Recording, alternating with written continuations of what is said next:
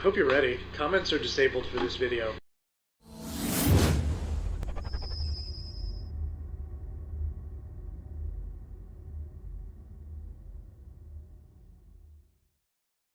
Should I do it with my left hand? No, just hurts.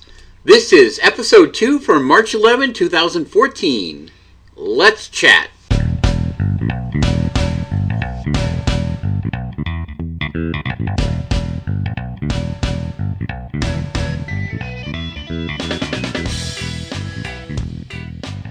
Welcome to Magic Chat with Dan and Mike. I'm your host, Dan Levant, and with me today is the lovely and talented Michael McKenna. Mike, We're back! who's our sponsor this week, Mike? 14th century coffins. Look good, in style, when you're dead, in the past. If you're going to go with a coffin, you may as well go in with a little signal flag. Nice little bell, too. There you go, yeah. If you get buried alive, you're all set. And having peace of mind when you're dead is so that's important. what matters most to me. Absolutely. 14th century coffins. So before we get in with our Pack One Pick One, we're going to tackle a little listener feedback, our first listener feedback. Kind of psyched about this. This is from the forums at mtgthesource.com. We hate legacy. Yeah. So, Mike, if you wouldn't mind, I'm going to have you read this guy's post right here. Oh, wow, that is harsh. That's pretty smart of you. You made a podcast as Doomsayer, saying that legacy would collapse on its own weight, and then post your podcast onto a legacy-centric website. That sure would draw lots of legacy fans to your podcasts. Wonderful stuff. Yep. Then you mentioned Modern Masters. Interestingly enough, reprint of Click and Dark Confidant from Modern Masters actually helped the card availability of Legacy, which counter your point and you did not mention. I question your marketing strategy. Good closing line there. He does make a point. He does, yeah. Yeah, we have a great show, and in my enthusiasm, I posted about it everywhere that I could, including MTG The Source. And it never occurred to me that our comments about the Legacy format would be disheartening to folks in these forums. The best part? We're primarily Legacy players. Yeah, we are. So I probably deserve a good dope slap for that, Mike, if you please. Thank you. I needed that. So I just want to take a minute and talk about Legacy and how we feel about it. First of all, we are both huge Legacy players. We are. If I could only play one constructed format for the rest of my life, it would be Legacy, without question. I would play Rug Delver for the rest of my life, too. Rug Delver is your deck. Jund is mine, not the punishing Jund, because the mana base is too fragile for my taste. But that's how I like it. And I want to talk a little bit about this, because when you love a format in a game this much, you kind of have to be realistic about it. And I was listening to the Card Advantage podcast, and Rich Hagan was on it, and he made a great analogy. He said, Legacy, I'm going to use a different country than he did, but Legacy is never going to go away, just like Portugal is never going to go away. If you look back a couple of centuries, Portugal was a world power. They had a huge market economy in trade. They had a massive navy. They were a commanding power in the world. Now, Portugal has not disappeared. Portugal is still there as a country. There are still Portuguese people in Portugal doing the things that Portuguese people do. But they are no longer a superpower in the world by any stretch. So we're going to get to the point with Legacy where the card availability for key cards, especially the dual lands, but there's a lot of others like Lion's Eye Diamond, Moat, Candelabras, Tabernacles, Time Spiral, all of these cards that get used in Legacy all the time. It's not just that they're going to be insanely expensive, they're just not going to be out there. People are just not going to be selling them. That's what we need to show Wizards. We need this type of approach because people need these cards to play. And we just had a 4,300 person Modern event. Yeah. Magic is growing all over the place. This format wasn't even popular. The more people get Modern cards, the more cards share with Legacy cards. So you can start building a Legacy deck off of Modern cards, and these cards just aren't going to be there when they start getting...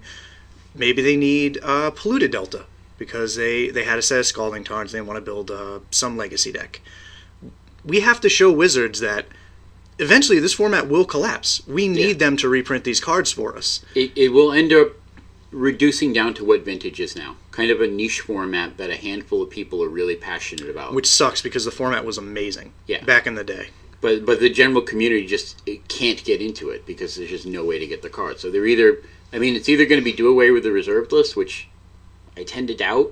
Yeah. Or possibly bannings, like actually banning the old school duels in Legacy. I would hate that. So you're forced... but then it's just Modern. Yeah, I would not like that. So, we love Legacy. We don't want to disenfranchise Legacy players and we'll definitely talk about Legacy on this podcast. We're one of you. Yeah, and honestly, I mean, Legacy is definitely not going away for many, many years. I mean, 10 or 15 years probably before we have to start worrying about things like this. But it's something that's going to be on the horizon. So anyway, I just thought I'd tackle that listener feedback. And, we're happy to have people put their comments in, even when we're dumbasses on this show. We're dumbasses. We definitely are. So being the dumbasses that we are, time for Pack 1, Pick 1. We're opening Born of the Gods again today, which we'll probably be doing for a while. Pack opening noises. Let's see. Ooh, we got an elemental token. Oh, wow, that's fancy. And another island. We're best card in the pack, yeah. Best card in the pack. Okay. First card, Rise to the Challenge. This is the combat trick, 1 in a red. Target creature gets +2/+0 and gains first strike until end of turn. You'll play it. Not exciting, but it's a decent trick. Fine. Yep. Griffin Dreamfinder. This is 3 white for a creature griffin with flying, pretty obviously, because it's a griffin. When it enters the battlefield, return target enchantment card from your graveyard to your hand, and it's a 1/4. Boo. Yeah, no. I mean, a 1/4 for 5 mana is just...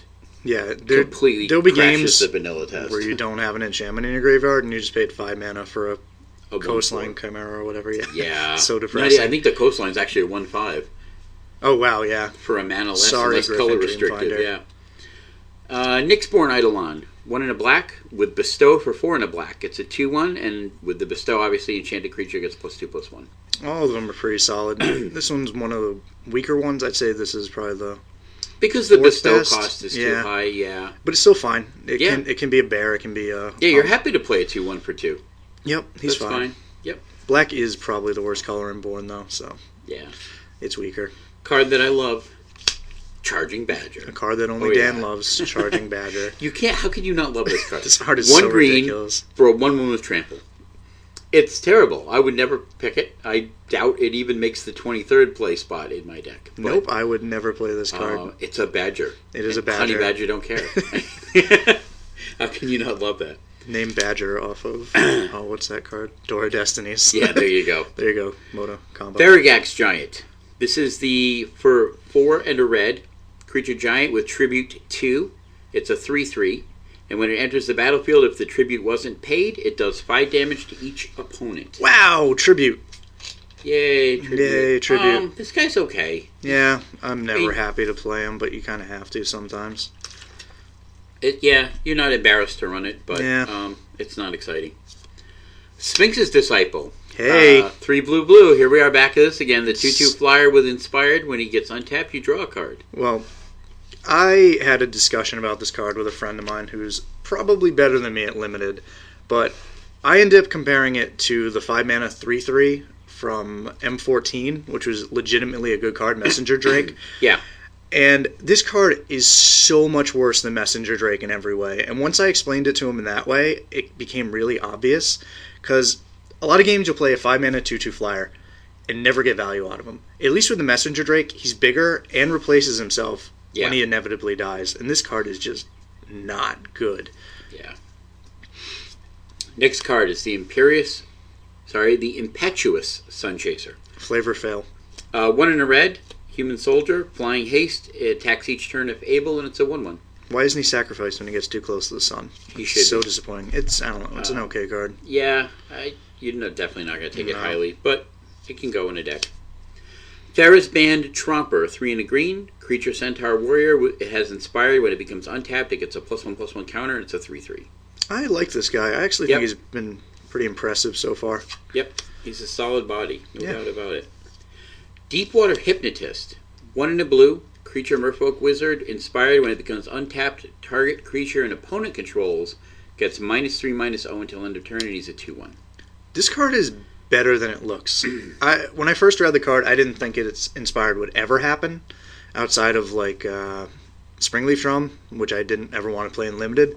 But it does come up, and it actually does get damage through, which is kind of cool. So, still not amazing. It's still, at the end of the day, a 2 mana 2/1. Yeah. I haven't played with it yet, but I've had it played against me, and it does a little bit of work. It didn't really It plays better work than the it looks board on paper. state. Yeah, absolutely. And again, it's a 2/1 for 2, which is something you're always going to be happy to run unlimited most of the time. Crypsis, 1 in a blue. For an instant, target creature you control gains protection from creatures your opponents control until end of turn, and you untap it. Okay trick. Yeah. It doesn't stop it from targeted removal, which is really disappointing, so it's just a combat trick. Yep, definitely. But not unplayable, it's fine. Certainly. Stormcaller of Keranos, 2 in a red with haste, 1 in a blue, scry 1, and it's a 2/2. I really like this card. If you can be red-blue, it's really powerful, and it has the crazy interaction with Flamespeaker Adept. I want to say his name is the 2/3 one that gets the bonus and plus the 2 first plus strike 0 for scry. Yeah, it's a solid card. It's aggressive. Blue-red is a fine archetype. I like it. Yep. It's probably my pick so far in this pack. Alright, next is Pinnacle of Rage. 4 red. For sorcery, does 3 damage to each of 2 target creatures and or players. For 6 mana, you can do something at the end of the game. 6 damage. Yeah, I really hate this card. Yeah, this card's not good. I've heard other shows talk about it, and they were talking about how good it is. Really? Essentially 2 for winning? Yeah. Yeah, but by the point of the game when it happens, you don't ever 2 for 1 them. Yeah, you're never going to kill anything with it. Yeah. It's basically do 3 damage to target player for 6 mana. And I'm not sure I would ever play it. Well, you could hit 2 players. Yeah, you cannot hit the same player twice, can you? Nope. It does 3 damage to each of its targets. So bad. If you're playing multiplayer limited, maybe. Oh yeah, that's a windmill because then you're slam. popping 2 players for 3 each. We're trying really hard to make this card. Yeah, it was bad. You know what? Oh, that was us ripping it up. Oh, that one gets the rip because I don't see myself ever playing that card ever in any format for any reason. Here's an interesting one: Raised by Wolves. I love this card. 3 green for an enchantment aura. When Raised by Wolves enters the battlefield, put 2 green wolf creature tokens onto the battlefield. Enchanted creature gets +1/+1 for each wolf you control, which is fancy. The buff is semi-relevant. There's not a ton of wolves besides the 2 you're making off of this. The 3/1. I've had a lot of people just completely blank on the fact that it's a wolf. Yeah, that's true. Yep. And you've got a good chance of getting them. They in the drafts I've done, they seem to go around more than I think they should. I don't think people are valuing the Nyxborn Wolf highly enough. Yeah, I love it's the best green common by far, probably followed by the Pharaoh's Band. But I love Raised by Wolves. There's so little instant speed removal. You have like Retraction Helix, some other tricks, but this card is good. You've got to be careful with it because it's not a bestow card, so you do have the chance of getting 2 for 1 on it. If you're playing against blue and they've got a blue and 1 open, you can get Voyage has ended. But it is very powerful. But it is very powerful. So as long as you're careful with it, it's definitely a solid card. I've been happy with it, yep. And the last card we have is Fated Retribution. This is the instant for 4 white. Destroy all creatures and planeswalkers. And if it's your turn, you scry 2.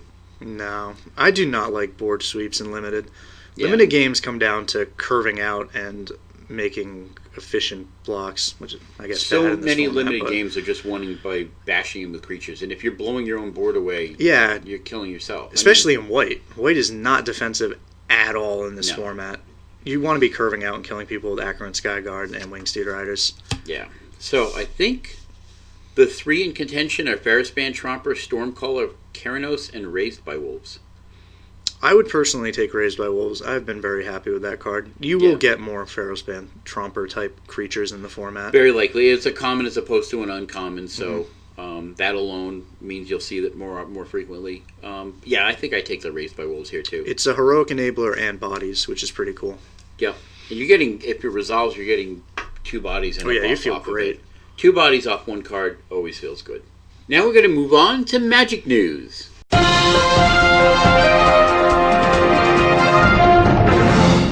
And the big news story is clearly GP Richmond. Yeah, we have 4,300 people. A lot to talk about. It was 4,303 or something like that. What an enormous event. That was insane. I was watching the coverage, watched the finals match, and after the finals match, Cedric and Chapin were sitting there talking, and they were talking about how the hall was emptying out, but there was still the Sunday event going on. Sunday Super Series? The Sunday Super Series, and he's like, we've got only another 1,500 people in the hall. That's so insane. After the main event was over, the Super Sunday Series second GP, had more people than most GPs. Yeah, it was amazing. Crazy. And it was amazing how quickly they went from, because just last week we were talking, you were like, oh yeah, I think they'll break 1,200. They were around 1,000 last week, and then within a week they spiked to 4,300. Take note, Wizards. Let Star City run these events. They did as far as I know, they did a fine job of running. I've heard nothing but good things. Yeah, I've heard minor quibbles, but very minor. For 4,300 GP? Yeah, like, for 4,300 it's going to happen. It's going to happen. I definitely agree with that, but I think they did a fabulous job of running it and prepping for it, and everything seemed to have gone over pretty well. Yeah. So let's talk about who won. First of all, Brian Liu. I'm hoping that's how I pronounce his last name. And he was running Kiki-Pod. Kiki-Pod, a deck I was not expecting. I thought it was inferior to Melirapod, but he proved everyone wrong. Or he just piloted it better. He did. He played well. The top 8 decks were Kiki-Pod, 2 Affinity decks, 4 Melirapod decks, and 1 Blue-Red Twin deck. Yep. It was very centered around those cards. I think Kiki-Pod is kind of interesting because I think it blends a little bit of what Melirapod's doing and a little bit of what Twin is doing. Yeah, it's interesting. Comes at you in multiple ways. It's much faster than Melirapod. You have chains where you can just go up quickly with Deceiver Exarch, untap your pod away Deceiver Exarch into Restoration Angel and stuff. Yeah. It's pretty cool. And you really kind of only need 2 cards to fire off your combo as opposed to like 3 with Melira, because you need Melira, Viscera Seer, and Murderous Redcap to get a win out of Melirapod. Of note, Brian did not play Phantasmal Image in his deck, and when I was looking over the list, it really surprised me because I've played against the deck a lot, and I always thought that was a staple of the deck, and I'm interested to hear how it's even possible for him to cut that card. I'm not even sure what he added for it, but it's an interesting non-inclusion. Well, we can definitely talk about that more when we get to the Deck of the Week segment. I think we're going to talk about the Kiki-Pod. So some interesting notes. At the end of day 1, the undefeated deck, there was 2 Scapeshift decks, 1 Tarmo Twin, and I'd like to talk about the guy who's playing that too. Yeah. A green-black Rock Obliterator deck, 2 Merfolk decks that I had mixed feelings about seeing, because anyway, Melirapod, there were 3 Melirapod decks, 1 Storm deck, which was notably absent from both the top 8 and the top 16, even though it performed really well in the week before, and Jund. So let's go back up to Tarmo Twin for a second. Diekman was playing this. Poor guy. So what an amazing player. I was watching the match with him against Richard Gwynn, and his play style was just amazing. He was so tight. Yeah, it was, for those interested in watching it, it's not up on YouTube yet, but it's round 9 of the GP, facing Richard Gwynn, and it may be the best match of Magic I've ever seen on camera. It was stunning. It was amazing. I thought in game 2 he was just straight up dead. And he, no red mana for like 4 turns. Yeah, crawled his way back. Played perfectly. And his body language was amazing. I remember when he top-decked the Crows and Grip he needed to disrupt the combo. Ancient Grudge, he was playing, the Ancient Grudge. To disrupt the combo. He was playing Splinter Twin, right? Yep. Tarmo Twin. So he got the Ancient Grudge he needed to disrupt his combo, and when he drew that card, he slumped down in his chair and put his face in his hands like he had just drawn a land. And the body language was absolutely beautiful. And then he ended up scrying off of Serum Visions, I think. Yes. And found his win piece for the twin. He found his Splinter Twin, put it on top, and there I noticed a fist bump. Yeah. I mean, I don't know if his opponent noticed, but he could not help doing a little fist bump. I'd also like to point out that when he Serum Visions, he put Splinter Twin second from the top because he knew he would be remanding, and he knew his opponent would be V-clicking. So if he remanded, drew a card, and then got clicked again, he would see the twin. Right. So he had to put it second from the top. Everything he did was perfect. It was a great game of Magic. It was amazing. And then actually his opponent didn't misplay his clique. He played it before he played it like on his main phase instead of waiting for his opponent to draw. He could have done some different timing things, but I mean, not that it's a big, like, he was 8-0 at that point. They were both 8-0, so that's impressive. Oh, he did play well. Yes, they were both very good players. I don't want to take anything away from his opponent, but that was such a great match to watch. And then Diekman faced his toughest opponent for the weekend, Daylight Savings Time. Daylight Savings Time. That felt really tragic that he ended up missing his 10th match because he didn't realize it was Daylight Savings Time. Yeah. And possibly, almost certainly knocked him out of top 8 contention. How do you not go on tilt after that? Just missing around because you didn't remember daylight savings time. Yep, and I'm sure they announced it at some point. That goes under. It's so frustrating. Happens. It is. Yeah. When I saw the top 8 and I saw Twin, I just assumed it was him. Yeah. But it was Jamie Park, who another deserving player. He's very good too. Yep. But no, sorry, Patrick. 2 Merfolks, and one of them was one of only 2 decks that went 12-0 out of the gate. I thought this was. I have mixed feelings because I hate Merfolk with a deep and abiding passion. I'm gonna say it. Merfolk is bad affinity. That's what you're basically just goldfishing these aggro hands where you sometimes destroy your opponent. I don't get it. It's so. It has like no resilience game 1. And after board, it has a little bit, but why not just play Affinity? It's just faster. It is, yeah. It's interesting that it's actually a deck in Modern and not all that dissimilar from the Legacy version. That's true. It vials in most of the same. Like, what is there in Legacy Merfolk that's not in Modern except for Force of Will? True Name Nemesis. And True Name Nemesis. Daze. But True Name Nemesis... I actually believe Daze was the most powerful card in Merfolk. And True Name Nemesis isn't even the most powerful card in Merfolk. No, it's not. It actually is weaker in Merfolk than it is in some of the other decks. Yeah. But that was just kind of fun to see those. Storm didn't make it into the top 8 or the top 16 despite its good showing. Everyone basically spent a week saying it was the best deck of all time, and everyone showed up ready for Storm. Yeah. Yeah. Jund also made it into the top 16 in one of the Day 1 undefeated decks. I don't know if it was in the top 16, but it was in one of the Day 1 undefeated decks. A deck I love. It's what I play in Legacy. It's what I'd like to be playing in Modern. Honestly, I thought it was dead without Deathrite Shaman and Bloodblade. I just didn't think it was viable. I'm still not sure that it is. It was nice to see the Courser of Krufix in it because it seems like a good fit for the deck. But I love looking at all these decks and seeing how the ban list didn't affect them as much as people thought they would. Everyone screamed, "This deck is dead. This deck is dead." Jund is here. Storm is here. Storm has faced like 3 separate bannings. Yeah. Yeah, and these decks are incredibly resilient. So they banned Ponder Preordain and one of the Mana Accelerators, which also affected Twin too. Yeah. Yeah. And Scape and they actually Storm they also deck. They banned Seething Song and Rite of Flame. They just keep banning 2 cards from this deck. accelerators and 2 deck manipulators. Yes. And it's still actually a viable deck. It's unreal. Yeah. Which maybe speaks to those cards needing to be banned. Yeah, I enjoy Storm in the format. A lot of people complain about it because of how fast it can kill. This format's supposed to be a turn 4 kill format, but I'm fine with Storm. I like it. I like the whole metagame right now. Another interesting thing, in the top 16 decks, only 4 of them were not either Affinity Pod or Twin variants. So those maybe not as diverse as I thought it was. Those 3 decks, the field I think was the decks. The decks that did make it into the top 16, outside of those were Scapeshift, the Green-Black Obliterator Rock, Blue-White-Red Control, and Blue-Black Fairies. Wow. Hey, good for that guy. Yeah, he probably played it very, very well. I mean, sometimes you want to kind of look at that and say, well, maybe he got a run of really good matchups, but there was so much affinity at this tournament. I don't know how affinity. And in a field that huge, that had to be more than just run of good matches. He had to have piloted it very well. And then there were none of the top 8 decks that didn't depend on artifacts or enchantments as a central engine to drive them, and only 4 out of the top 16.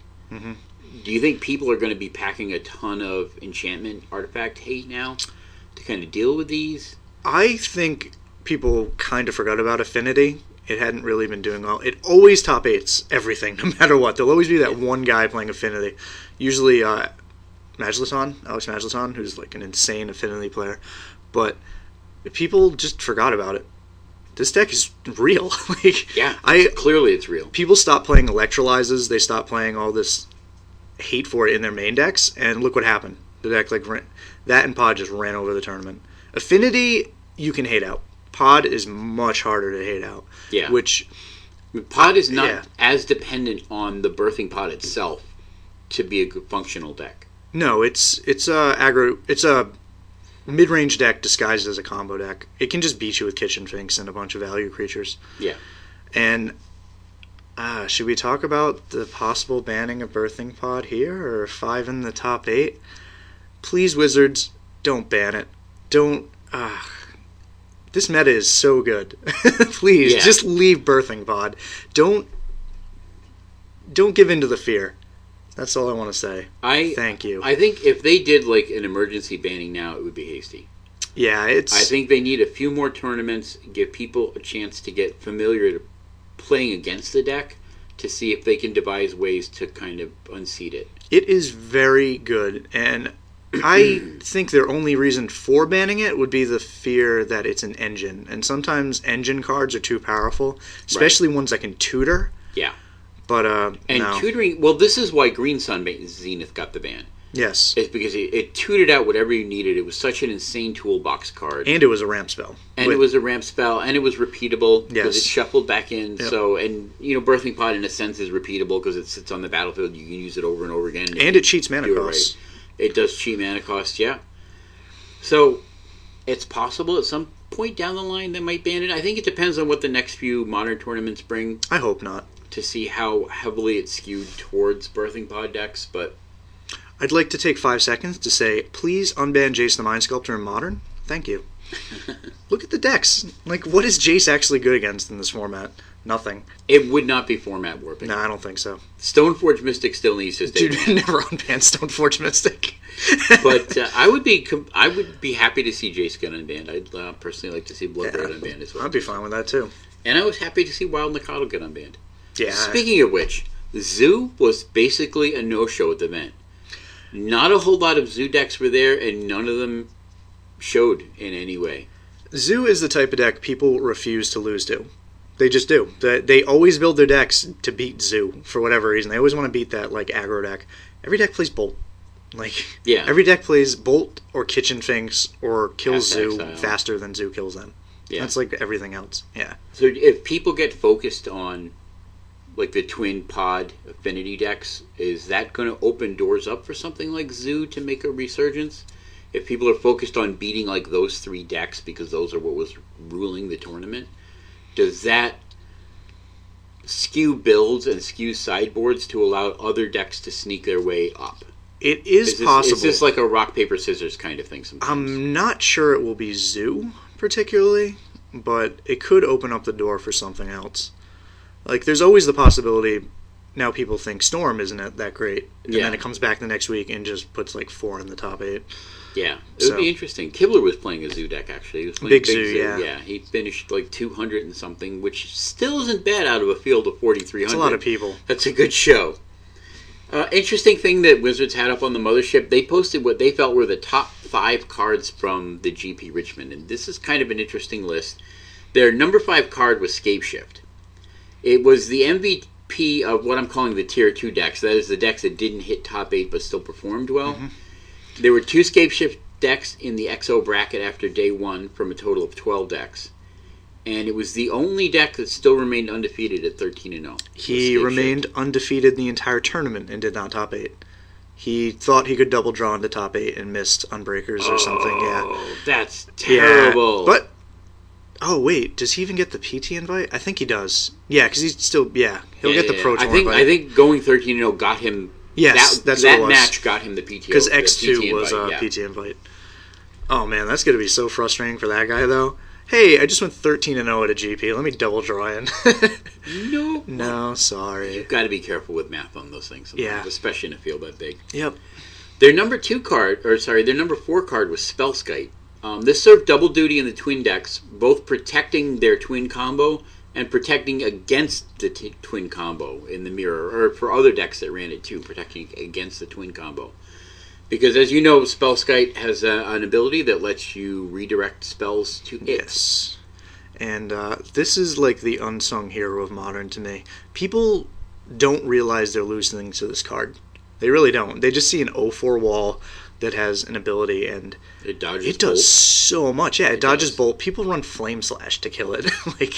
Yeah. I saw that. It's one of the reasons why some people I think are running Ancient Grudge. I mean, Ancient Grudge has value anyway, but you need to be able to kill the Spellskite and the thing you want to actually destroy. It protects against combo. It protects your combo. It does so much. It's an 0-4. It blocks. Was Affinity hard to kill. Running that in the sideboard? I do believe the 2 top 8 decks are both running at least 1 copy of Spellskite. I believe 2. Yeah, I would think that would kind of be an easy one to put in the sideboard of Affinity. Yep.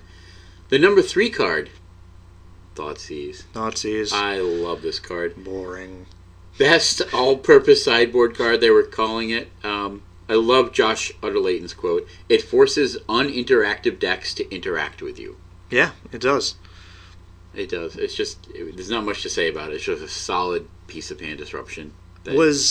How many were there? Like, I didn't see many main deck. I know they were played in the sideboard of Affinity, played it. I'd have to look up the green-black Obliterator. I'm sure Rock that deck played that probably main decked it. Yeah. But all the rest of them were sideboard. Pod plays usually 3. Yeah. Yeah. The number 2 card, Arcbound Ravager. Some of the legacy builds, I think, weren't even running this card a while ago. There was some that did, some didn't. The thing about it is it always allowed for profitable trades with your combat because you're dumping +1/+1 tokens. And it fights Kataki's War Wage in a great way. Now, Kataki's War Wage gives all your artifacts an upkeep of 1. Yes. So it basically destroys Affinity because they have to spend 1 mana to keep all their stuff alive. Yep. But if you have a Ravager out, you just sack them. Yeah. Pay 1 mana, sack what you don't care about, dump counters on the Ravager, and you've just got a bigger guy. It's the reason why Stony Silence is so much better against Affinity than Kataki. Good Affinity players can play through Kataki, and you don't want your hate card to be something that good players can play through. Yeah, absolutely. But yeah, Arcbound Ravager is a very powerful card, and it's really hard to play against. It gives the Affinity players so many lines that sometimes the opponent won't see. Sometimes people will tap out, die to a Ravager, sacrificing everything, including itself, to put counters on a Inkmoth Nexus and just killing you out of nowhere. Yep. It's a very powerful, versatile card. For 2 mana, it's cheap too. Absolutely. And what they were calling their number 1 card, I think this is kind of funny that they did this. Birthing Pod. Not no, Birthing sorry. Pod. Shatterstorm. Great metagame call on Lou's part to play. You listened to his interview when he drew the hand that he won the finals with. Yep. And it was like land Shatterstorm. He's like, I saw that and I had to keep it. Yeah. And his Affinity opponent did end up getting a bit of a slow start. He mulliganed down, I think, and then Lou just blew him out with Shatterstorm. Yep. He was just barely establishing a board, and Lou's just like, nope, blow up everything. Shatterstorm is good against Affinity, but sometimes it's too slow. His opponent had the draw where Shatterstorm was good, and it just blew out the deck. Was amazing. It does really punish a deck that tends to want to overextend by its very nature. Yeah. That's what Affinity does. You just vomit your hand onto the board and win. Why is Birthing Pod not number 1? There were 20 copies in the top 8. I don't know. Oh, well. So that was GP Richmond. A great event, and as huge Magic fans, we love seeing events that run this big. Definitely is getting interest in Modern, which is going to be a long-term format. So The other thing I want to talk about in the Magic news was an announcement from Wizards about their new Clash Packs, and that Garruk, by the art, is going to be the main Planeswalker in 2015. Mm-hmm. How do you feel about Garruk? What are your emotional connection to the big guy? The big burly guy. I've always felt Garruk Wildspeaker was one of the most powerful cards in Cube, so I hope they reprint him. I never got to play with him in Standard, so it'd be cool if we got to see him again. And I'd like slightly more streamlined, powerful Planeswalkers. I like what he does for the decks he's in. So yeah, I think it's very likely they'll print a new Garruk. I mean, Chandra got a new iteration, right? Garruk has had, 4 iterations? Something like that. Just come up with a different Planeswalker. There has to be someone else green in the world. Not, as far as the pantheon of Planeswalkers go, Garruk is not my favorite, and not because of any of his cards. I just think his character's derpy. I mean, this is totally a flavor thing. I'm big. Big green animals. It's just not very interesting or exciting. I'm sure he thrills some people. Not me. But Rocky. So, and the other thing they mentioned was these Clash Packs that they're doing now. The Clash Pack is going to be one of the primary product. It's not going to replace their event decks, but what they're going to do is start alternating with the event decks. And what you get in a Clash Pack is you get 2 60-card decks that you can play against each other, and that you can merge them together, some cards from some cards from another, to build one deck that's on the same kind of power level as an event deck. Yeah. The MSRP is like $30. I think it looks like a pretty good product. It's good for introducing new players because you got 2 decks. It'll come with 6 foils. Yeah.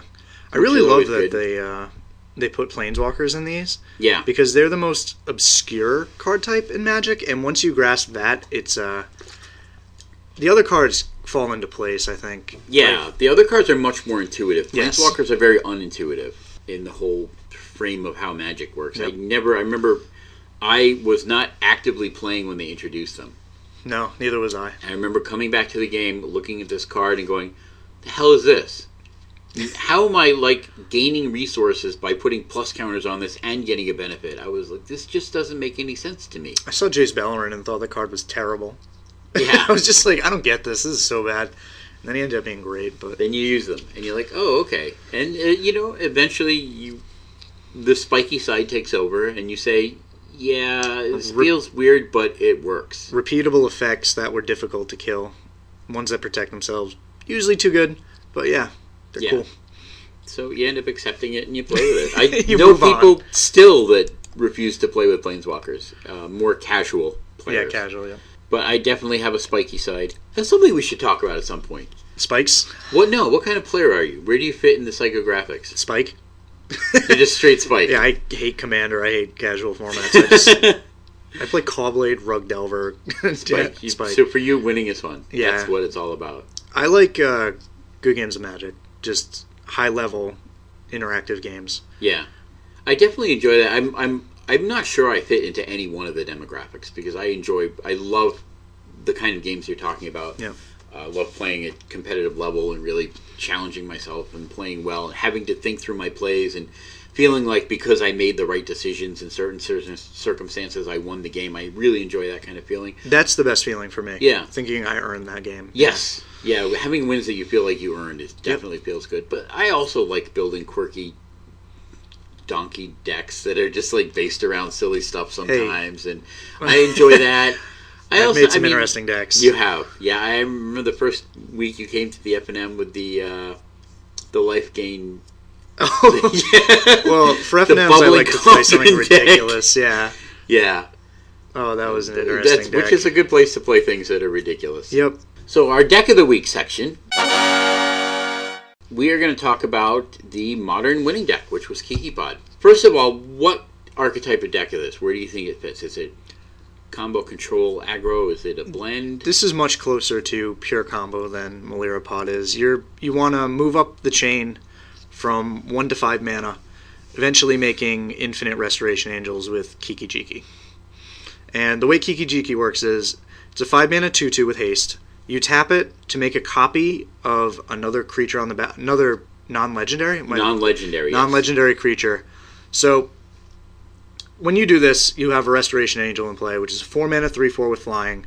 When it enters the battlefield, you blink a creature. So exile it and then return it to the battlefield immediately. Yes. So you copy Restoration Angel with Kiki-Jiki, and when the new token comes into play, the copy, you blink the Kiki-Jiki, returning it to play. The token untapped. copies also have haste. That is very important. That actually very, matters. very important. Yeah. And then you continue this chain and eventually attack with millions and billions, but not infinite Restoration Angels. A very, very large number of Restoration Angels you attack with. So yeah, it's definitely a key. So obviously the key cards, Restoration Angel, Kiki-Jiki and or Splinter Twin, which is... pardon me. Did he actually play Splinter Twin in this version? I don't know. I don't did. think so. Oh, probably not. Probably not. Yeah. He didn't play Splinter Twin in this one. Splinter Twin in the Twin decks functions the same way. It is the same card, basically, as Kiki-Jiki does. Yeah. Yep. So Restoration Angels, Kiki-Jiki, essentially your mana dorks are the other key cards, and then the birthing pod to work your way up the chain. And light disruption in this one. There's a lot less disruption in this version than there is in KikiPod. And I personally do not feel this deck is better than MeliraPod. It might have been a great metagame call because the number of interactive decks in the format was so low that maybe it was just better to just be fast. How is this deck different from MeliraPod? First of all, I think MeliraPod's combo is a little more complicated. There's basically 3 pieces. You need Melira. That is actually not true. This has really intricate turns. where you can make a lot of ridiculous things happen, especially with Deceiver Exarch and blinking it, untapping pods, and all that kind of thing. Yeah. And if you screw up this chain, you're dead. If you screw up a Malira pod, well, you have some guys in play. This one, if you screw it up, you're gone, yeah. Right. Which pushes this more towards the pure combo kind of thing. Yes. Pod also, I think, is a deck that can win without pod. It can. I don't think this deck has that great of a chance. It can randomly draw a Restoration Angel into Kiki and kill someone. It also plays 3 chords, I want to say. Let's check. Scroll down. Yep, 3 quarter callings. So it does have other ways to tutor for the combo, but you're not winning a game without the combo, most likely. It's really hard to just beat down someone with a Voice of Resurgence. Right. And Malira Pod, you've got Kitchen Finks and Murderous Redcap that can just start swinging if you need them to. Yep. Oh, one of the funny things in his sideboard, too. The, Look at that card. Yeah, Zealous Conscripts. Untap your own pod. Oh, yes. It's really cool. I remember that. And was this the one that was running... Please tell me it's Fiery Justice? That one? I thought he was running a Baloth in this, too. No, Kiki Pod. Malira Pod. Malira Pod generally plays the Baloth, the Baloth to bash in with. It just bashes down. Yeah, there was actually on camera. That was Diekman's game. Was it Diekman's game? That's how he had his opponent at 8 in that game that he was losing. He was actually up in life. His opponent was down at 8. Just died to a 4/4. And he ended up dying to a 4/4, yeah. Oh, and then so sad. I saw someone, for some reason somebody was playing, was it Swan Song, the new blue counterspell, and your opponent gets a bird? Yeah, was this the Merfolk match? Yeah. Yeah, that watch that match and then tell yourself you want to play Merfolk. Yeah. The guy lost because he had to counter his opponent's spells and give them birds in the process. Yep, and then died to him. No, that was the match with the Baloth. That was the one I saw. That was the one with the Baloth. Yep. The Baloth had already beat the guy down.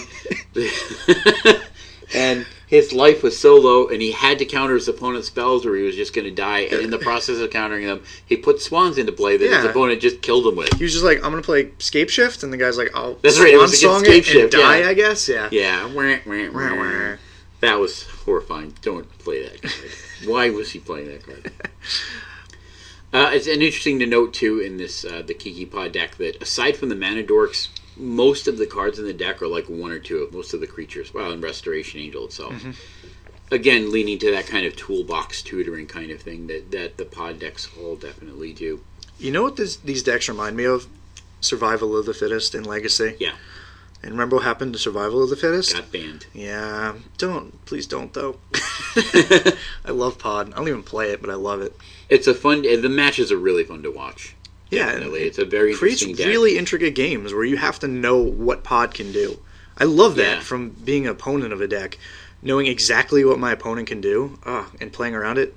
Great games. Yeah, it's very interesting. It reminds me, and I was thinking about this with the Storm decks too, but it reminds me a little bit about playing High Tide, which I did a bit in Legacies. You really have to know all your pieces, what you need to go get, when you need to go get it. Am I ready to combo off? There's a lot of thought process like that. There's a lot of odds playing too. Yeah. I saw a lot of one-landers kept by the Storm players, and they got there most of the time. Yeah. Yeah. Now we're going to go deep.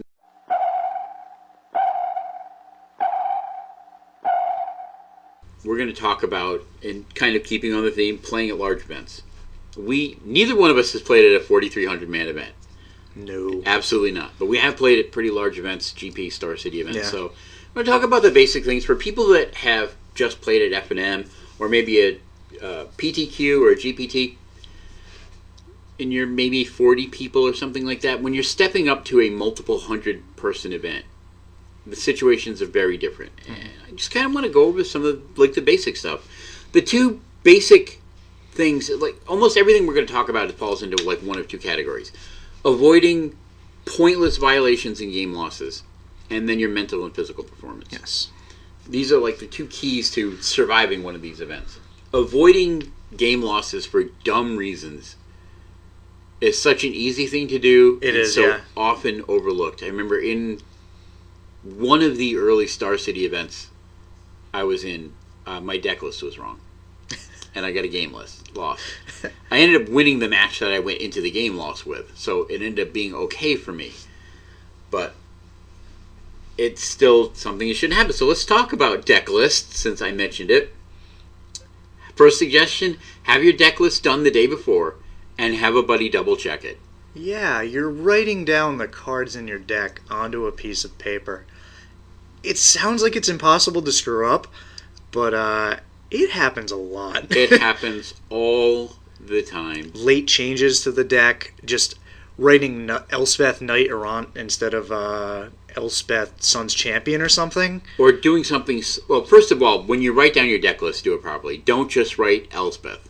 That is a mistake. Do not write Elspeth. Some people are just lazy that way because that's how they're thinking in their head. Don't do that. Don't ever do that. Write down the proper name of the card.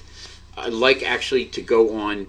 There's a few websites that actually have PDF documents of deck lists that you can type them and fill them out and print them out. So it's all clear. It's all done. Some of them will actually tally up the counts for you so you know you've got the right number. So count the cards you've written down. Have someone look it over. It only takes someone 5 minutes to look over your deck list for you. Get a second pair of eyes on it because you've been testing, you've been building this deck, you've been making changes. You get a little blurry after a while. Allow yourself to play Magic.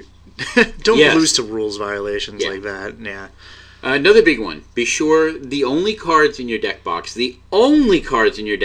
your deck and your sideboard.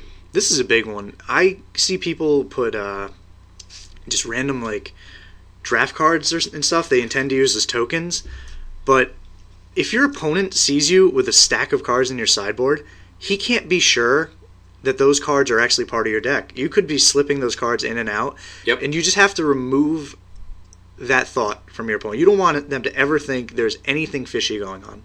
So Absolutely. Just eliminate it. Just play with just the cards in your deck.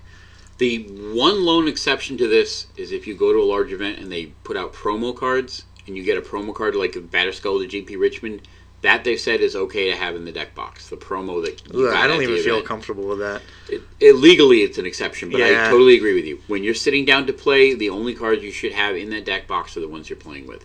Yeah, it's weird. That Batterskull is really good in this situation. This is such an easy way to avoid getting a stupid penalty or a game loss or even a match loss. Yeah, it happens. Yeah, it's just not worth doing. If you're going to be selling cards to vendors, and this kind of falls into the same thing, bring a separate deck box from the one you're playing. Put the cards in that. Easy to not have them in your regular deck box. Just bring some little crappy deck box. Keep them separate. Buy new card sleeves and have extras with you. Always. Always, always, always. They're going to tear. You don't need to get game losses and match losses for quote-unquote marked decks. You don't want to have to stop in the middle of a match because you've torn a sleeve and you don't have one to replace it with. Just buy new ones. Bringing sleeves from 2006 that you drew smiley faces on. Yeah. It's worth the extra $8 or whatever just to have fresh sleeves with you for the day. A lot of these are just peace of mind, too. If you know you did all these things right, that's something else you don't have to worry about through the tournament. Exactly. Yep. Keeping your mind clear. For me personally, this one's a big one for me, and I know a lot of people don't do it, but if your deck requires them, bring tokens. Please, just don't tear little slips of paper or put just like dice down when just bring the tokens with you. Dice frustrate me the most when opponents ask me if they can use dice for their tokens, and then I have no idea if they're tapped or not. Like, I can remember board states, but sometimes you can't. If there's, especially with the new Elspeth, you'll see like 5 dice and then 3 dice because they couldn't like fit it all into one, and I'm just like, which ones are tapped? Which aren't tapped? Yeah, exactly. Yeah. That really, really frustrates me. It helps to keep your board state represented clearly, and that just helps everybody because you're not going to make mistakes. Your opponent isn't going to make mistakes, and clear communication is so important. Also, sometimes it doesn't register. If you have dice, I've seen people have dice, and I've attacked into them and just killed them because they didn't realize that dice was actually a token at that point. It was something you could block. Yeah. That being said, bring some dice with you.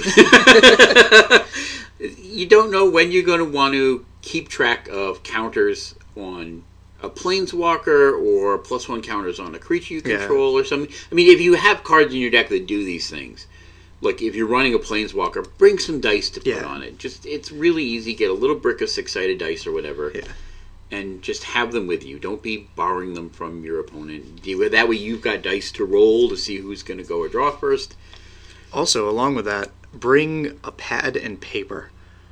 That's coming later. Oh, it is coming later. It's okay. in the list. Yes. Yeah, don't be like the crackhead, like roaming around looking for dice and paper. Yeah. Hey man, got any dice? That one I guess could have gone under the prep, but I put that at the tournament. But all right, we'll talk about that. We will get to that. So also under the preparations, the mental and physical performance end. Get plenty of rest the night before. Mm-hmm. These events, especially if you're as an event like a GP where you're potentially going to go into day 2, these are long, grueling events. You wouldn't think that sitting and playing cards would exhaust you, but it's mentally very exhausting, and that will drain you. So get as much rest as you can the night before. Keep in your normal routines. If you usually exercise, like in the morning, getting some exercise before going to one of these events is really good. Would you go to work on 4 hours of sleep? You don't want to. Some of us, you're going to feel miserable. Yeah, you're going to feel terrible. Yeah. These are 8-9 hour long tournaments. Yeah, they will really wear you down. Pack food and plenty of water.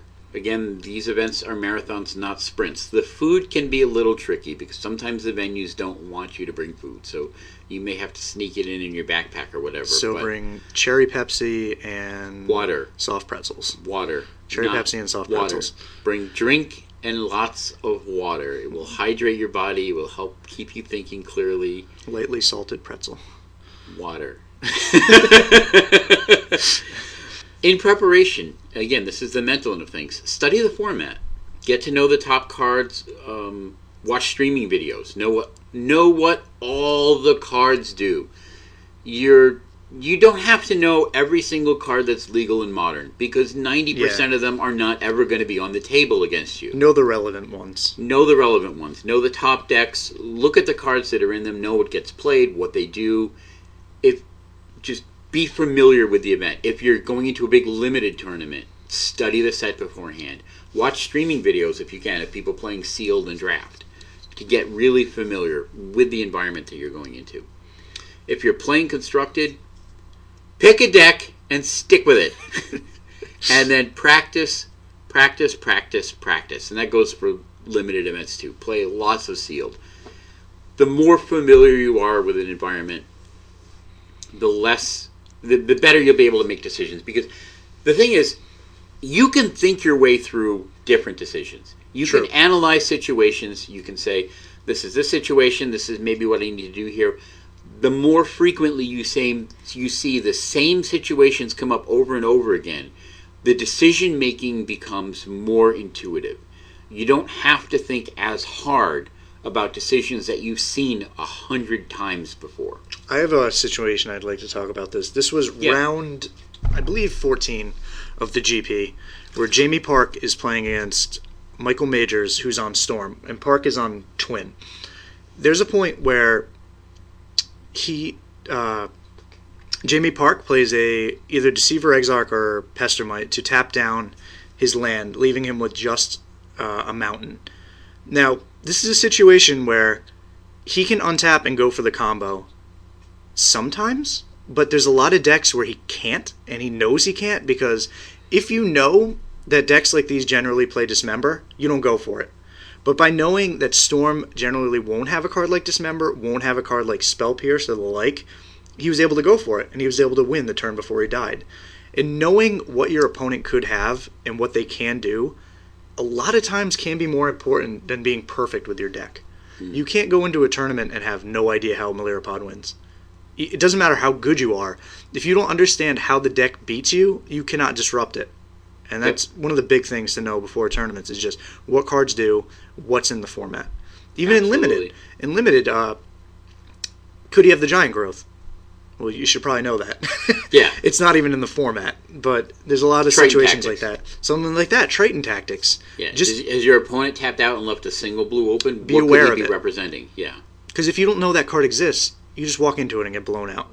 And no matter how good you are, you're not going to win that game. You just get blown out by Triton Tactics. Yeah, I ran into a situation at the last FNM. Because I've been playing the Mono Black Devotion deck, and one of the guys came with Bant Dudes. Yep. And it's a Bant Prime Speaker, basically, or Bant Walkers, I forget. But I had never played against the deck before. I wasn't super familiar with it, so disrupting it was much more difficult. because I had to think much harder about every single thing that I was doing while I was playing. Do I Doomblade this creature? Is it the best creature in his deck, or do I have to save this Doomblade? Right. A perfect example of this is he played out a Voice of Resurgence. Mm-hmm. And I had Doomblade and Bioblight in my hand. And I almost cast the Doomblade to kill the Voice of Resurgence, and then my mind said, no, you don't do that against the Voice of Resurgence because he gets another token. But then I realized later on, I could have Doombladed the Voice of Resurgence, untapped and Bioblighted both of the tokens away. So you find interactions like that where normally 90% of the time, killing a Voice of Resurgence on your opponent's turn is completely the wrong thing to do. It's usually but in this case, it would have been exactly the right thing to do. Mm-hmm. So the more you see these decks, the more familiar you are with these situations, the more you'll realize where in this certain situation it's the right decision to make. So now we're going to move on to things that are going on at the tournament. And let's skip right to the pen and notepad. Because that was on my list. So I guess maybe that could have been in the prep, but there's a lot of reasons you want this. We're here now, and that's what matters. Have a nice pen and a good pad of paper. Primarily, first of all, more than anything, write down life totals. Don't use dice. Don't use dice. Keep track of your opponent's life total and yours. Dice get knocked over. It's a disaster. Just write down life totals. Also, with a pad, it allows you to do things like write down cards in hand, cards you've seen, cards revealed from Dark Confidant, so you know exactly what they have. Or a Thoughtseize. A G-Probe, Gataxian Probe. Yep, you can write these cards down. And another thing with the life totals, too, if there's a discrepancy, if a disagreement about what the life totals are, you can backtrack through the turns as you've written each one of them down and see where the discrepancy comes up. Oh, I missed a fetch land, a Force of Will. A Thoughtseize. Yeah, absolutely. In addition to your opponent's life, you can keep track of storm counts or infect counts, things like that. So you'll have some idea of what his storm count is, what his mana is. And you can make notes during your game. Mm-hmm. Especially if you're playing against a deck you haven't seen before or a certain player, make notes during the game. And then you can go back and look at these notes. Did I win? Did I lose? Is there some play I could have made better? How did this deck beat me? Yeah, say your opponent's playing Jund in Legacy, and you see the Grove of the Burnwillows. Well, you can obviously put him on Punishing Fire in his deck, too. So then you can jot that down and use that for sideboarding. Yeah. So that's the biggest thing for the notepads. It's essential. Because knowledge is power. Cultivating good playing habits. And this is something you're going to do at the tournament, but you should be doing this all the time. Especially if you're going to be playing in these big events. These are habits that you need to get into. So again, you're not thinking about them. You're not using brain power at the event to do these things. First of all, count your deck and your sideboard before each match. I do this every time. I've never once not done this. Every time. I always look through I never look through the main deck. I always look through the sideboard and make sure it's the exact 15. Yep. It's really easy. Check your sideboard. Play with 15 cards in your sideboard. I know you don't have to anymore. Do it anyway. Yeah. Put a Questing Feldergriff in your sideboard. Make it look sweet. As long as it's legal. As long as it's legacy. Run 15 islands. Okay. Whatever you have to do. Just play make sure Belcher you have 15. and run 15 islands in your sideboard. And then you never have to think about, is this a deck that I had a full sideboard? Did I have a smaller sideboard with this deck? There's no confusion. You just do 15. Even if you're not going to use all 15 spots. Just have them filled with basic lands if you want. Yeah, it's fine. Each and every time before each match, just count it. Communicate all of your actions clearly with your opponent. This is so important, and so many people don't do this, and it leads to judge calls, it leads to violations, it leads to gameplay violations. You're not allowed to gotcha your opponent because they didn't understand what you were doing. That's cheating. That's a disqualification. And, you're a better player than that. I'm going to tell you right now, listening to this, you are a better player than that. You don't need to gotcha your opponent because you mumbled something or you did something really quick and he didn't catch it. You're better than that. You're a better player than that. And it's illegal, it's cheating, and that's not what you want to do. Yeah. You want your opponent and yourself, and you can muddle things for yourself too. You want the game state to be completely clear at all times as much as possible. I generally announce every card I play. I announce land drops. I announce land drops too. Yeah. Because there are situations where Shahar Shenhar, the GP, played a Plains when he should have played an island and did not announce island even though he intended to, and then attempted to cast a Vaporkin. Had he announced island and cast the Vaporkin, the judge could have allowed the island to be put into play because that was intent. By putting the Plains into play, then casting the Vaporkin, there was no way for it to backtrack to a point where he could have played the island and played the Vaporkin. Yep. Announce your triggers all the time. Be aware of triggers that are yours and announce them all the time, even if they're ridiculously small or things you feel should happen automatically. Like also, remember your triggers. Remember your trigger. Big key for me, any kind of upkeep trigger, I just plop a die right on top of my deck, so I can't even draw a card. So in standard right now with Thassa, you scry every upkeep. Yeah. Just put a die on top of your deck, and that way you can't physically draw the card. In Legacy and Modern, I run Dark Confidant a lot. Just put a die on top or Bitter Blossom. Yeah, I missed a Thassa trigger once, and I felt so stupid. Yep. Like, they're game-changing. Like, it seems so minor, but if you miss that, and you draw your 7th island and die, you're going to be pretty mad. So, like, it's not weak to use the die. It's not like you have a poor memory. There's just so much going on that you can just take that off your mind. Yeah, and again, there's so many decisions to make. It's a mundane thing that you don't need to use processing power in your brain to deal with.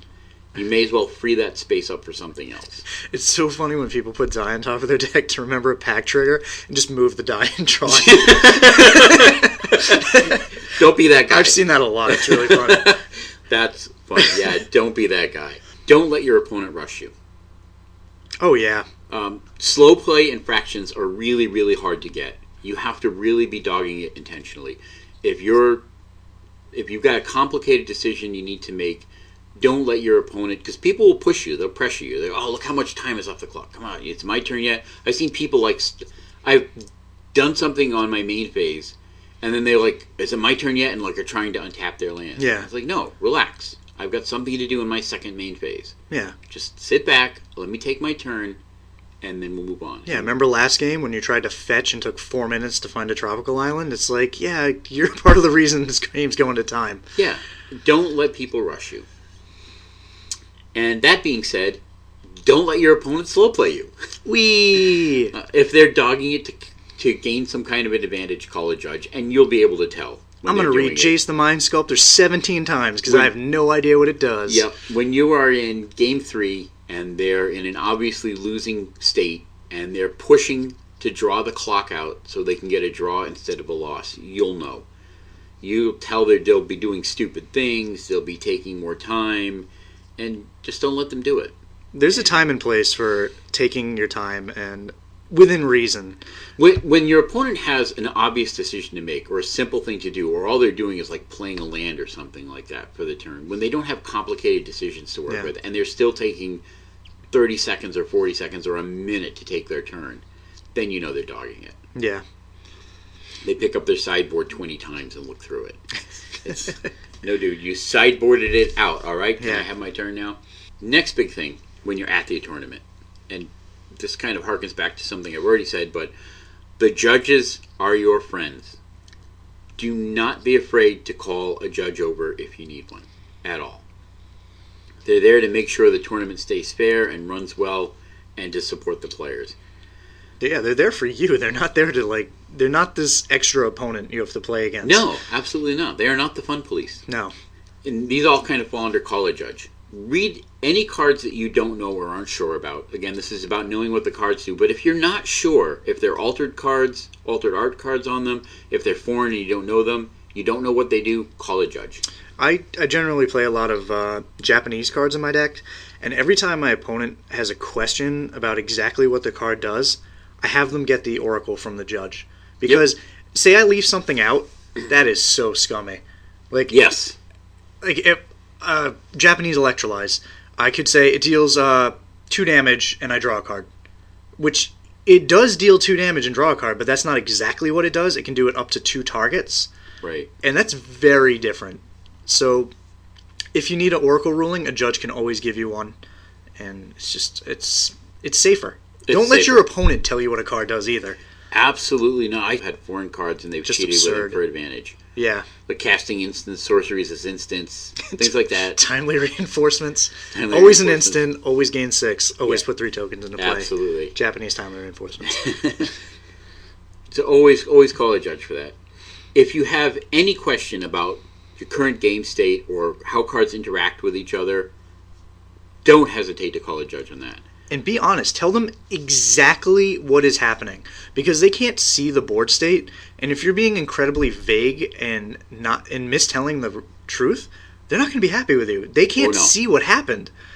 They're there to help you. So tell them exactly what happened. If you made a mistake, let them know. Say you drew an extra card. Accept it. Yeah. You screwed up. You drew an extra card. You'll get that game loss. Go back and win the match. If you want to turn the judges from being your friends into being your enemies real quick, lie to them. Yeah. See, they suddenly will not be your friend anymore. Yeah. Absolutely not. And again, this kind of ties into that. If you make a gameplay error, call a judge on yourself right away. Yes.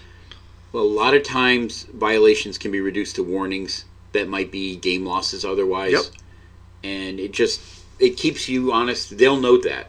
Mm-hmm. They'll pay attention to the people that will call on themselves. And I've seen a lot of people do this on camera. I've seen Kibler do it a lot. Yeah. LSV called a judge on himself and lost a game. Got a game loss for drawing an extra card. Drawing an extra card. I completely remember that. So just call the judge. Yep. Call the judge on yourself. And the other big thing that you want to keep into consideration when you're at the event is avoiding theft and loss. First of all, if you're bringing your stuff in a backpack, don't leave it on the floor behind you or under your chair. Yeah. Put it between your feet or wrap a strap around your leg or something like that. We like to think that the Magic community as a whole is all fine, upstanding people. And the vast majority of them, I think, are. But in any given community, there are thieves and scumbags. There was a ring of people who actually was stealing stuff at GPs, and they'd just walk up and kick your bag out and have someone else come pick it up. And it happens. Yep. And it's scary, but just be aware of it. Like, if that bag's between your legs, that doesn't happen. If that bag is tied around the peg of your chair, it doesn't happen. Keep track of all your things. Yes. Do never leave your deck on a table and walk away from it. Just don't.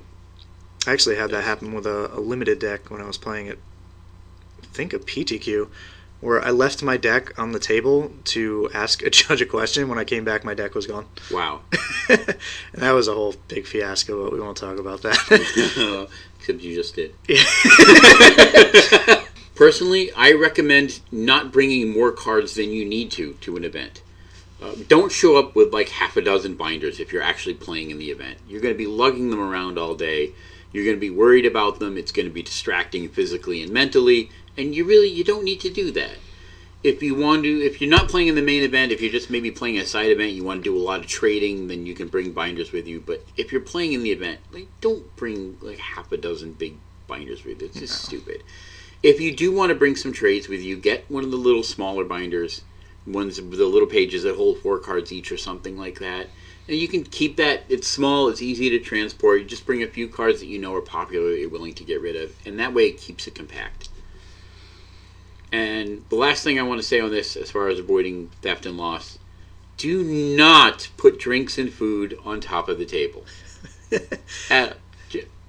They'll tell you not to do this. Don't do it. Don't do it. Why would you do it? Why? You do not want to be responsible for destroying someone else's $1,500 deck. It happens. It does. This falls, and so much of this stuff falls under stuff that's easy to avoid. Yeah. Don't be eating a Twinkie at like the table and just like squirt out and just be like, oh no, and you get Twinkie all over your opponent's card. Oh yeah, or pizza and there's like grease dripping all over everything, or just reaching for your water and tipping it over and having it pour all over the table. It's just so easy to make these things not happen. When Jim slammed the table and the water bottle went up in the air in slow motion and came down and just splashed all over the legacy cards. Oh my god. Yep. Yeah, don't do that.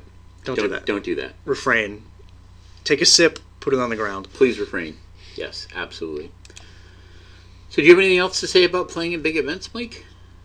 No, just be smart and avoid game losses. Avoid dumb game losses. Give yourself every advantage that you can by minimizing the amount of brain power that you need for these silly things, these nonsense things. And while your 3 foil islands may look really cool, it's probably better just to play with non-foil islands.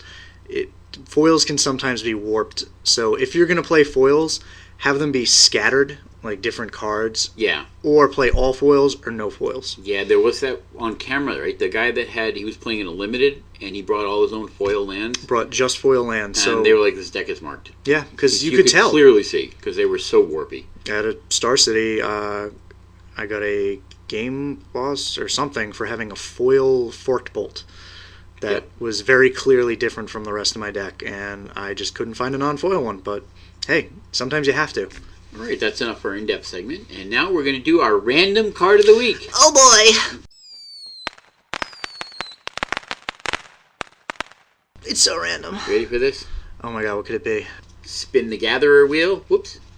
That's not random. Spin the Gatherer wheel. Tick, tick, tick, tick, tick, tick, tick, tick, tick, tick, tick, tick. Dang! Chain of Acid. This is from Onslaught. This is 3 and a green for a sorcery. Destroy target non-creature permanent.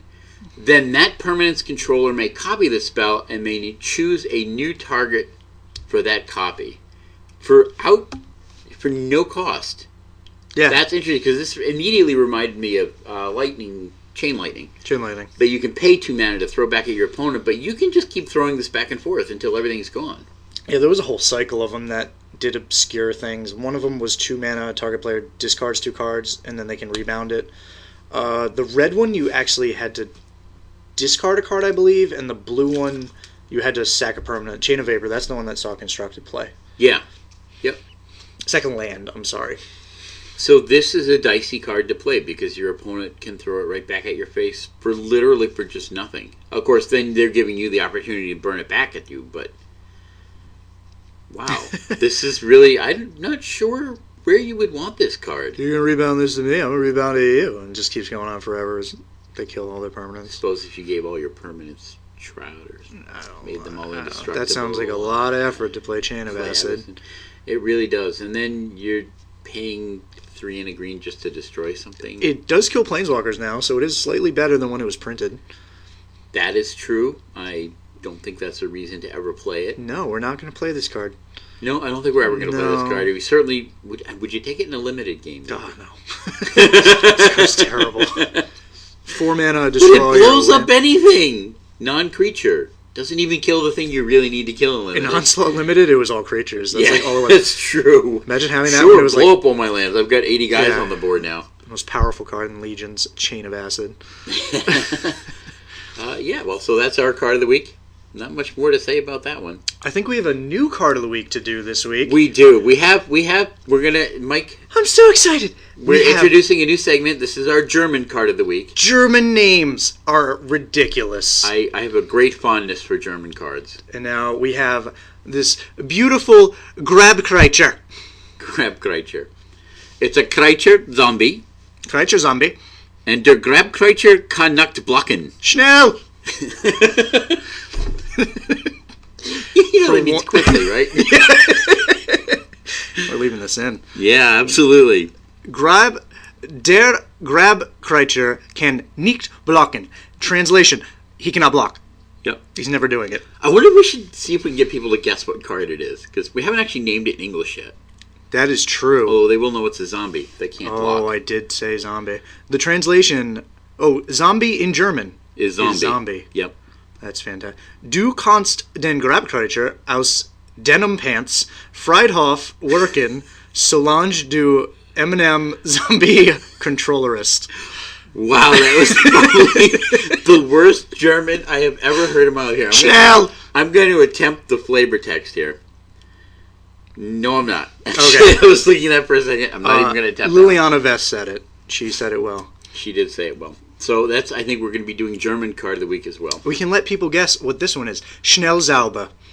They can tell us what card Schnellzauber is. Schnellzauber. We are going to move on to our wild speculation segment. I gotta pee! We're going to speculate. Restoration Angel. How does it feel to be right It all went the up! time? Yay! Now I look smart. Yeah, Restoration Angel went from a lowly $3 to $4 up to what was last night $9 to $10. Yep. Go Restoration Angel. As much as people have been talking about the different pieces of Pod and Twin, Restoration Angel was definitely an all-star. It was. More Restos in the top 8 than Tarmogoyfs. Yep. Birthing Pod. Going up or going down? What do you think? It's already spiked quite a bit already, and it's in the same price range as Splinter Twin, and I lump both of those cards into the same category. I would not be surprised if this card hit $30, but I'm not sure it will. I think 20, 22 Where do you think is a safe price. Right now? It's 18 about as of last night. It didn't really move much during the GP, which is kind of surprising. Usually cards spike. Like past examples, Olivia Voldaren and Snapcaster spiked immediately because of the Pro Tour. But it hasn't moved much. I think that's Ascension. Yeah, thank you, Pyromancer's Ascension. But Pod hasn't moved much. Do you think part of that's due to people being afraid that it's going to get banned and they're timid about investing in it? That could be it. 5 copies of a deck is a lot. Yeah. I don't think it's actually as dominant as it would appear from this GP, but the fear is there. And it's not so much Pod being incredibly broken, it's the fact that Wizards is willing to ban cards in Modern to shake up the format. Yes. And I think if they want to shake up the format, they will ban Birthing Pod. It does a lot. It's cheap. It comes down below Counter Magic and kind of bumps control decks out of the format. Like, Pod lost to Blue Eye Red in the finals of the GP, but games usually don't go that way. A lot went into that game for Blue Eye Red to win. Yeah. But I don't know. Right now, I'm going to say it'll fall anywhere from $20 to $30, which is a pretty big range. But I don't think we'll see it banned next banning. It may happen the one after that. Are there any cards you have your eye on right now you think are going to spike, aside from the ones we've talked about recently? I don't think Tarmogoyf's ever going to go down. It just keeps going up every week. It does. That's insane. Yeah. It's broken like $200. Yeah, it's about $200. Over the course of like a year, it was like $75 this time last year. Yes. It's scary. That's ridiculous. Yeah. And it's, at least in my opinion, priced way beyond what it's worth. Yeah. I mean, it's a super efficient, super good creature, but in the end, it's just a body with no evasion and no protection. It's so good and so iconic that I think since Underground Sea is trending towards 250, I would not be surprised if Tarmogoyf followed it. It could very easily be 220, 250. Now, this may take a while, and I do believe that at some point they'll release more copies because they have to, because this is not good. Yeah. Yeah, I do not want the card being that much. Legacy and Modern.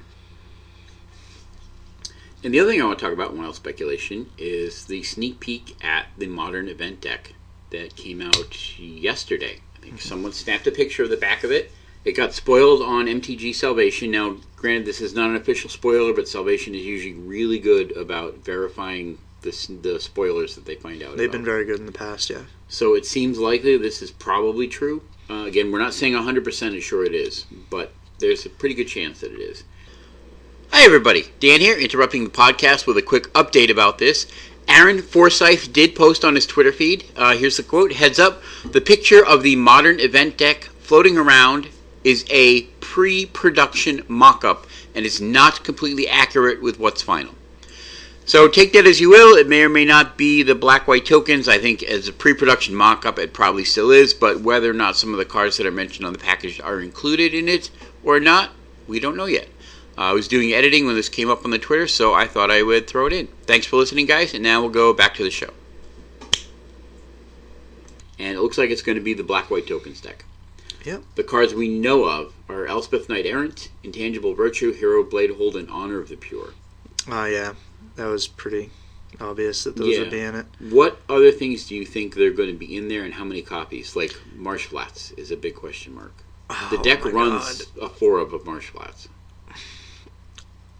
I think it'd be really weird if they just put one type of fetch land in a box set, especially because these are the least in demand fetch lands, I'd say. But I think there'll be one. I just have the feeling that this is their way. Filter lands, probably? Yeah, those are actually very inflated What's right the now. Blackroy one again? I don't remember the name. Fetid Heath. Fetid Heath. But they're too much. These are the lands that let you tap it and 1 colorless mana to get any combination of 2 colors of mana out of them. So you would get either a black, white, or white out of it. Yeah, they were $17 for a little bit. I don't know what they're at right now, but those are the types of lands that should not be that expensive. No. This is a good way to bring the price down on those. I wouldn't be disappointed if they had one of each, a fetch land and one of those. Yeah. I think there's enough shock lands out now that I don't think they have to put it in this set. They may, but I doubt it because they're still in standard and there's so many of them out there. So are you thinking that this is going to be the deck, but not the highest power level of the deck? You see what I'm saying? No. It's not going to be the tier 1 competitive version of the deck. No, there's probably going to be like Tide Hollow Scullers. And generally with decks like these, they don't put the full amount of the card you want. Like they might put like 3 Lingering Souls, but they probably should put 4. Spectral Procession, that's an easy one. Probably Raise the Alarm, that card's hard to find.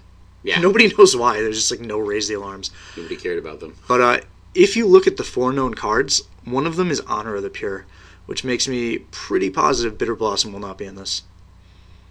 Seems likely. Yeah, I don't think they'd have a non-bow like that. I'm also assuming that production of this deck started before Bitter Blossom was unbanned. True, that is possible. Because Bitter Blossom's only been unbanned for a couple of weeks. They would have had to have been working on this for I think they also would have used the like PR of showcasing this deck if it had Bitter Blossom in it for Bitter Blossom being unbanned. So the timing's a little off. Yeah, I would not expect Bitter Blossom. Also, I don't know how many people in the world agree with me on this, but Bitter Blossom isn't even good in tokens. I tend to agree with that. Yeah, it's just not. Yeah, it doesn't. You're right. It's not doing what tokens wants to do. Yeah, it fits more in a mid-range control. Ooh, Windbrisk Heights. Windbrisk Heights could definitely be that's in one here. that could definitely be in there. So what's up? We got Elspeth, Intangible Virtue, Hero Blade Hold, Honor of the Pure, Lingering Souls, Spectral Procession, Raise the Alarm, Windbrisk Heights. Yep. Tide Hollow Sculler, Zealous Persecution. Oh, card I would absolutely put in this, Inquisition of Kozilek. That's a possibility. Yeah. Yeah, that would be a nice way to get more of those. Those are artificially high, too. Yeah, they're generally $8, but sometimes they creep up to like 10 or 12, which... it's ridiculous for an uncommon. Wizards is showing they'll print high power level uncommons again to bring the price down. Remand, hopefully Inquisition now, stuff like that. Path to Exile, tons of them. Zealous Persecution should be in here. Oh yeah, absolutely, Zealous Persecution. Path to Exile? They have to put some removal in there. I'd put Path. Yeah, I'd put Path in it. So this will be interesting. I don't know when Wizards officially is planning on, not spoiling, was previewing the deck itself. Yeah, should be soon. And I don't know how this spoiler is going to affect their timeline on that. It may or may not. I remember when the Mirrodin set got super advanced spoiled, Wizards basically pretended that it didn't happen. Oh, for a few weeks. New Phyrexia with Karn? Yeah. Wizards basically just ignored that it happened for a few weeks and then went ahead with their normal spoilers. Yeah, I guess they had this like huge spectacle to unveil Karn as like this amazing, awesome card, and it just came out like 2 months before. Yeah. Just like, here's Karn. Karn was an amazing, awesome We're card. sorry. All right, now we're moving on to upcoming events.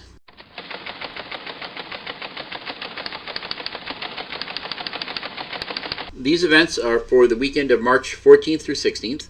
This is Season 2 of the Wizards Grand Prix Circuit. Starts with GP Montreal.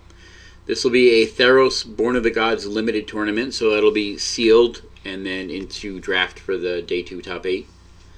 Star City Games is going to be in Seattle, Washington. We're probably still recovering from Richmond at that point.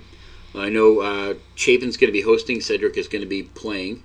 Oh, cool. They mentioned that on the feed. It'll be their regular standard Legacy mix. So standard on Saturday, Legacy on Sundays. And there is a TCG Player Max Point Zeros 5K in Chicago. And that's going to be a standard format. That's far away. So I won't be there. All of those are far away. Montreal, Seattle, and Chicago. Chicago's reachable. You could drive to Chicago. Seattle's a lot further. Someone could, not me. That's the show for the week. We did it! We did it. Thanks, everyone, for listening again. You can leave us feedback at MagicChatPodcast@gmail.com. You can find us on Facebook at facebook.com/groups/MagicChatPodcast. Again, let us know what segments you like, what you didn't, what things you'd like to hear about. We should be on the MTG Casts website soon. That's that site that hosts all the different MTG podcasts. So we please should be up on that shortly. Go listen, make us internet famous. We want to be internet famous. Until next time, keep up the conversation. So, Mike, did you listen to episode 1, Mike? I didn't listen to episode 1. You haven't actually listened to all the hard editing?